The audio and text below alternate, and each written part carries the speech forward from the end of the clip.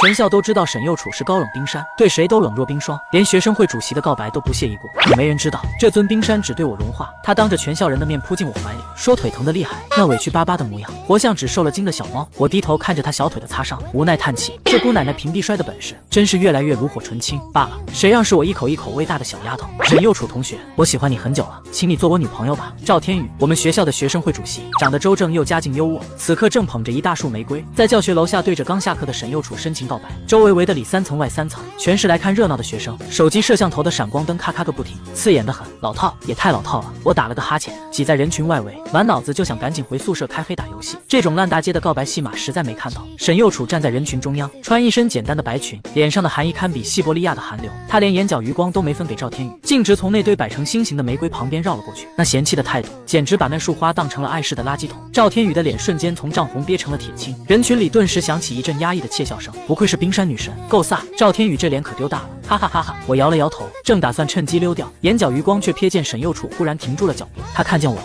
下一秒，全场人都惊掉下巴的一幕发生了。那座万年不化的冰山，竟以肉眼可见的速度消融，眼睛里瞬间蓄满了水汽，鼻子一抽，嘴巴一瘪，那模样像是受了天大的委屈。贺强，他带着哭腔喊我的名字，随即提起裙摆，在无数道呆滞的目光里，不管不顾地朝我冲了过来。砰的一声，他一头扎进我怀里，双手紧紧搂着我的腰，把脸埋得严严实实。呜呜，贺强，我腿疼。我低头一看，他白皙的小腿上有道浅浅的擦伤，想来是刚才跑太极蹭到的。姑奶奶，你这平地摔的本事真是越来越炉火纯青了。我无奈地叹了口气，熟练地揉了揉他的头发，语气软了下来。好了好了，不疼了，我带你去医务室。我旁若无人地安抚着他，压根没留意周围早已陷入死一般的寂静，所有人的目光都像探照灯似的打在我身上，震惊、错愕、不解、嫉妒，种种情绪交织在一起。尤其是赵天宇，那眼神恨不得把我千刀万剐，我都能清晰听见他牙齿咬得咯咯作响的声音。麻烦，我只想赶紧带沈右楚离开这个是非之地，拍了拍他的背，走吧。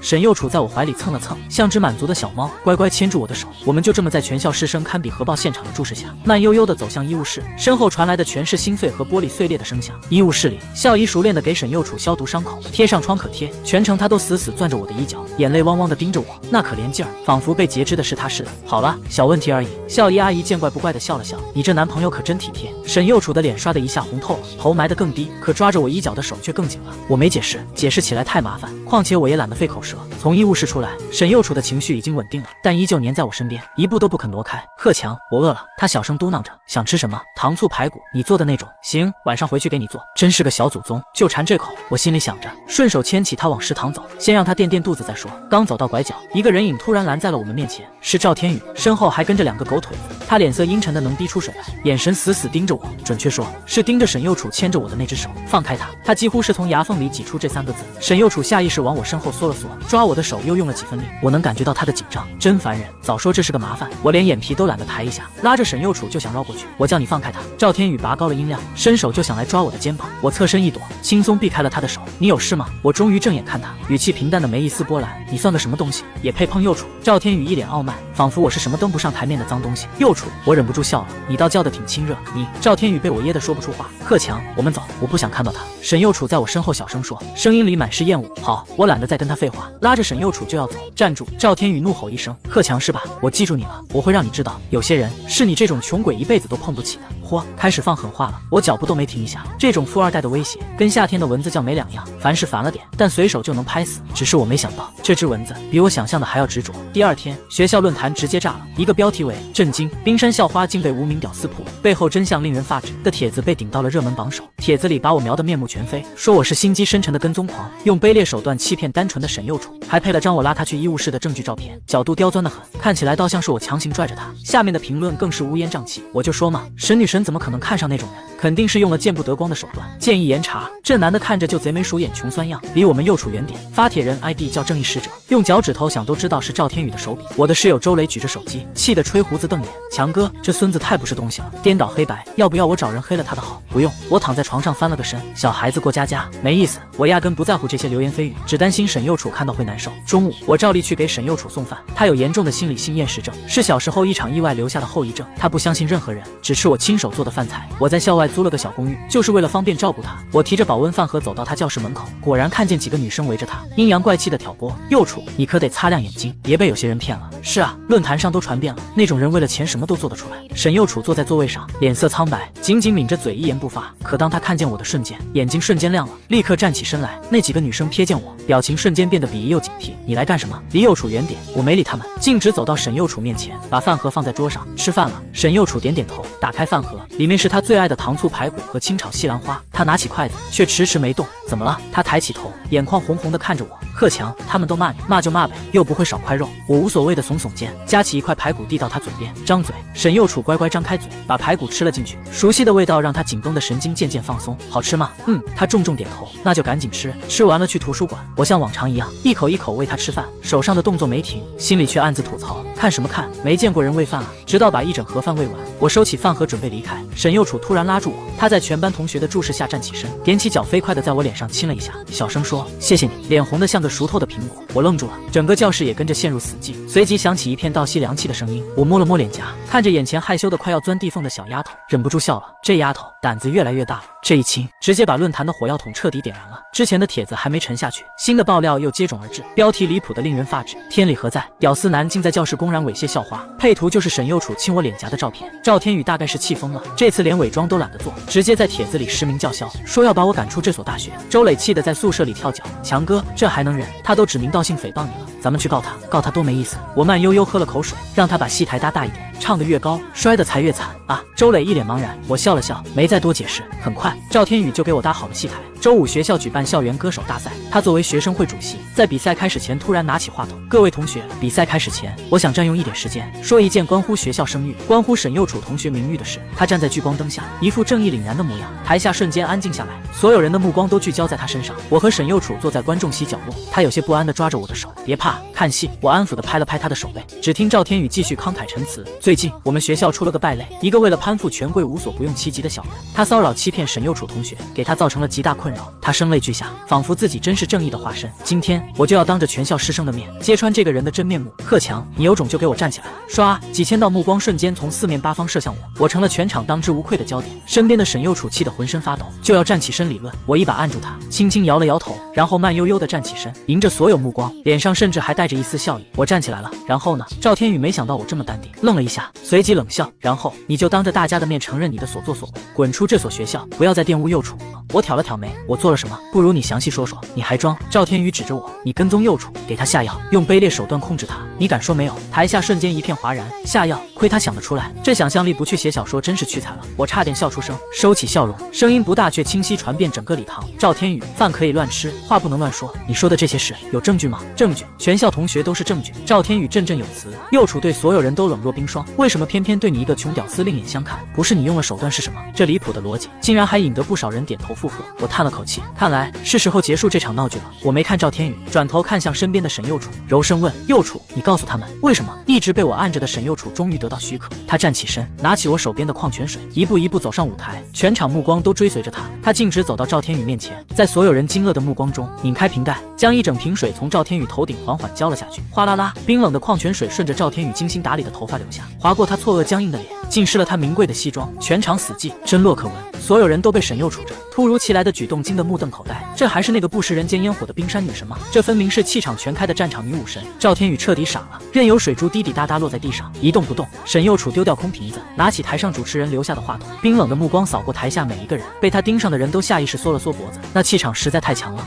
他的声音通过音响传遍整个礼堂，清冷又决绝。贺强不是屌丝，他是我生命里最重要的人，比我的命还重要。第二，不是他纠缠我，是我离不开他，没有他我会死。第三，他顿了顿，转头看向还在滴水的赵天宇，眼神里满是厌恶和鄙夷。你还有你们所有人有什么资格议论他？你们连给他提鞋都不配。说完，他把话筒往台上一扔，砰的一声巨响震得人耳膜发颤。然后他转身，在全场石化的目光中再次向我跑来。这次他没摔倒，稳稳停在我面前，仰着头，眼眶又红了。贺强，我们回家。那语气像个在外受了欺负急着找家长的小孩子，和刚才台上气场全开的女王判若两人。这反差萌绝了。我笑着摸了摸他的头，好，回家。我牵起他的手，在几千人的注目礼中从容走出大礼堂，身后是渐渐沸腾的议论声，还有赵天宇彻底崩溃的咆哮。沈右楚，你这个疯子！可惜我们早已听不见了。校园歌手大赛的闹剧成了学校创立以来最大的新闻。沈右楚那3句话，尤其是没有他我会死，被无数人反复解读。论坛风向180度大转弯，从骂我变成了疯狂猜测我和他的关系。我靠，比我命还重要，这是什么神仙爱情？我宣布，之前骂过贺强的都欠他一个道歉。真相到底是什么？校花为什么说没有他会死？难道他是绝世神医？周磊举着手机，激动得满脸通红。强哥，你火了！你现在是全校男生的公敌，也是全校女生的白马王子，有那么夸张吗？就有那么夸张。现在大家都在猜，你是不是隐藏的豪门大少，还是身怀绝技的武林高手？脑补地的世界我不懂。我摇了摇头，继续给沈幼楚准备晚饭。而赵天宇彻底成了全校的笑柄，被心上人当众泼水，还被骂提鞋都不配，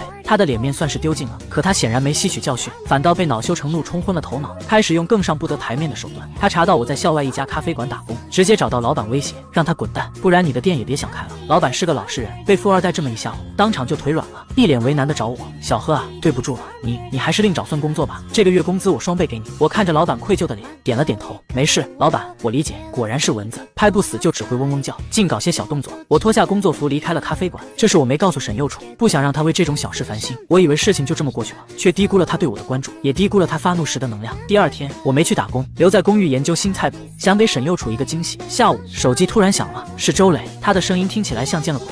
强哥，出大事了！怎么了？你快看学校论坛，不看财经新闻，赵天宇家好像要破产了。我愣了一下，立刻打开财经新闻 app， 一条推送赫然在目，赵氏集团遭遇多家资本联合绞杀，股价一泻千里，濒临破产。赵氏集团就是赵天宇家的公司。我皱了皱眉，瞬间想到了一个人，这丫头。正想着，门铃响了，我打开门，沈幼楚俏生生地站在门口，手里还提着个蛋糕盒子。你怎么来了？我有些惊讶。我来给你送下午茶。他晃了晃手里的蛋糕，笑得像只偷了心的猫。顺便告诉你一件事，那只烦人的苍蝇以后不会再来烦你了。我看着他，无奈叹气。你做的。沈幼楚点点头，一脸快夸我的表情。你怎么知道他找我麻烦的？我让刘叔叔查的。他口中的刘叔叔是沈家的司机。我跟爸爸说了，敢欺负我们家贺强的人，不能让他好过。你们家这不叫不好过，这叫往死里整啊！我服了服了。沈幼楚的家世我一直清楚，京城沈家跺跺脚能让商界抖三抖的庞然大物。也正因如此，他从小被保护得极好，几乎与世隔绝，那也是他小时候意外的根源。下次这种事交给我处理好吗？我揉了揉他的头发。可是你被欺负了。他有些委屈。我没被欺负，我笑了，只是觉得为了拍死一只蚊子，动用核武器有点浪费。沈幼楚似懂非懂地点点头。好了，不说这个了，吃蛋糕。我接过蛋糕，拉着他进了屋。此时的学校论坛早已彻底疯了，赵家破产的消息像颗原子弹，炸懵了所有人。大家很快把这事和沈幼楚联系起来。我靠，校花说的，提鞋都不配，不是气话，是实话。赵家几十亿市值说没就没了，这背景也太恐怖了。现在我更好奇贺强是什么人了，能让沈家大小姐死心塌地。新的谜团再次笼罩了整个校园。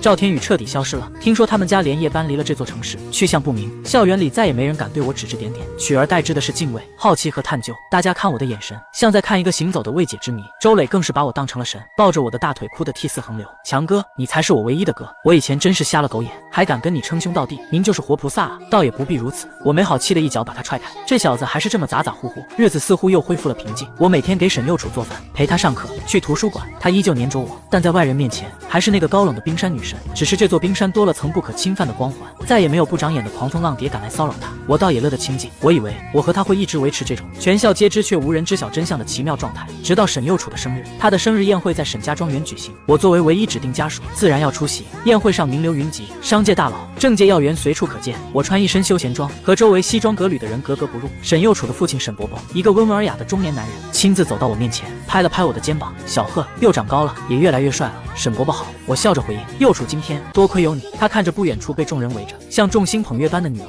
眼神里满是慈爱和感激。应该的，我们的对话被周围不少有心人看在眼里，大家纷纷猜测我的身份。宴会进行到一半，一个不速之客打破了和谐，一个打扮珠光宝气的妇人带着个年轻女孩，气势汹汹地闯了进来。沈振海，你给我出来！妇人尖锐的声音响彻宴会厅。我认得她，是赵天宇的母亲刘梅，身边的女孩应该是他的女儿。宴会厅瞬间安静下来，沈伯伯皱了皱眉，走了过去。刘梅，你来这里做什么？我做什么？刘梅冷笑。沈振海，你别以为沈家能一手遮天，你为了一个野小子毁了我赵家一辈子的心血。今天我就要让所有人看看你沈家的女儿到底被什么货色迷住了。他说着，怨毒的目光直射向我，所有宾客的目光也齐刷刷落在我身上。沈幼楚脸色一白，立刻跑到我身边，紧紧护着我，不许你骂他。呵呵，还护着呢。刘梅嗤笑，幼楚啊，你真是被猪油蒙了心。这个男人到底给你灌了什么迷魂汤？他就是个无父无母的孤儿，靠着我们赵家资助才上得起大学的穷光蛋。你为了他毁了2家交情，毁了自己名声，值得吗？孤儿靠赵家资助，宾客们一片哗然。然，看我的眼神瞬间从敬畏变成了鄙夷和不屑。原来只是个吃软饭的小白脸。我没说话，只是静静地看着歇斯底里的刘梅。原来是这样，怪不得赵天宇当初那么有恃无恐，被赵家资助，这事是真的。父母意外去世后，是他们家出面处理后事，还承诺资助我到大学毕业。这份恩情我一直记着，所以之前才一再忍让赵天宇的挑衅。没想到这份忍让，在他们眼里竟是理所当然的软弱。够了！沈伯伯怒喝一声，脸色铁青。刘梅，看在和老赵多年的交情上，我才对你一再容忍，但你千不该万不该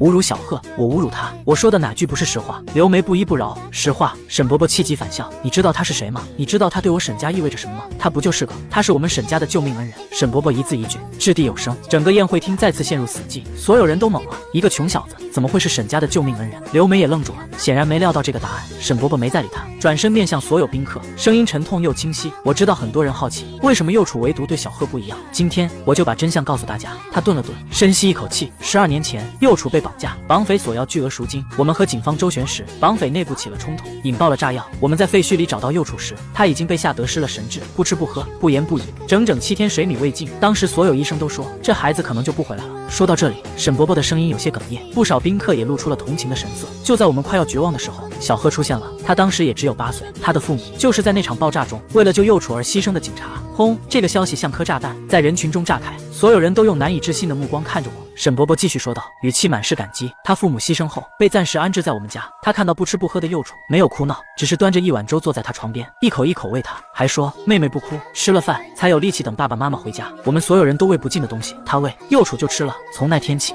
幼楚的世界里就只剩下他一个人，只有他喂的东西他才吃，只有他在身边他才能睡着。你们说他对我沈家算不算救命恩人？你们说我沈振海的女儿离了他是不是会死？沈伯伯的话回荡在宴会厅里，所有人都被这个尘封12年的真相震撼得无以复加。刘梅脸色惨白，摇摇欲坠，终于明白自己招惹的不是穷小子，而是沈家的命根子。真相大白，整个宴会厅鸦雀无声，再也没有人好奇质疑，只剩下无尽的震撼和敬佩。沈幼楚紧紧抱着我的胳膊，把头埋在我怀里，肩膀一抽一抽的哭着。我轻轻拍着她的背，心里五味杂陈。那段记忆对我来说同样刻骨铭心。父母的离去是我心中永远的痛，而照顾幼楚成了我活下去唯一的寄托。我们是彼此的救赎。刘梅瘫坐在地上，面如死灰，嘴里喃喃的道歉，可早已没人在意她。沈伯伯走到我面前，郑重地向我鞠了一躬，小贺是我们沈家欠你们贺家的。沈伯伯，您别这样。我赶紧扶住他，我爸妈是警察，救人是他们的职责，照顾幼楚是我自愿的。沈伯伯看着我，又看了看怀里的女儿，眼眶湿润。好孩子，真是好孩子。宴会没法再继续，宾客们带着满心震撼陆续离场。他们看我的眼神早已从好奇、鄙夷变成了纯粹的尊敬，甚至是崇敬。第2天，我成了比沈幼楚更传奇的存在。我的故事以近乎神话的方式传遍了整个学校，乃至整座城市。英雄之后，青梅竹马，舍命相护，唯一帝光，各种标签贴在我身上，把我塑造成了完美的偶像剧男主角。周磊彻底疯了，抱着我的大腿哭得撕心裂肺。强哥，你才是我唯一的哥，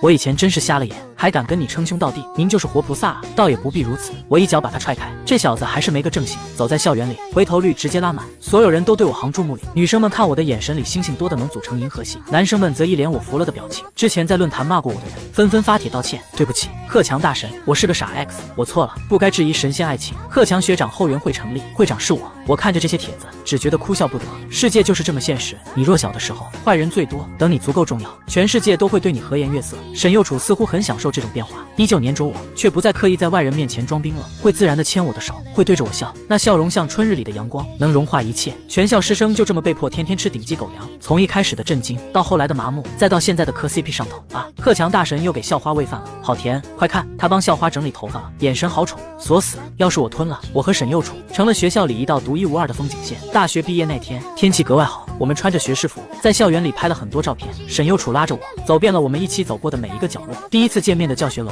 我喂他吃饭的教室，他当众维护我的礼堂，还有那个安安静静的图书馆。最后，我们回到了初见时的大草坪，他靠在我肩膀上，像只慵懒的小猫。贺强，我们以后会怎么样？什么怎么样？我们会一直在一起吗？他仰头看我，眼睛亮晶晶的，满是期待。不然呢？我反问，伸手捏了捏他的脸，你还想跑？才不跑！他立刻抱紧我的胳膊，语气坚定，我这辈子都赖定你了。我笑了，把他搂得更紧。那正好，我也没打算放过你。夕阳下，我们的影子被拉得很长很长，远处是青春的喧嚣，身边是彼此的呼吸。我知道我们的故事开头满是误解和喧嚣，但结尾只会是我们。从8岁那年，我端着一碗粥走到他床边开始，这个结局就早已注定。她是我一口一口喂大的小丫头，是我心尖上的宝贝，而我是她生命里唯一的光。全文完。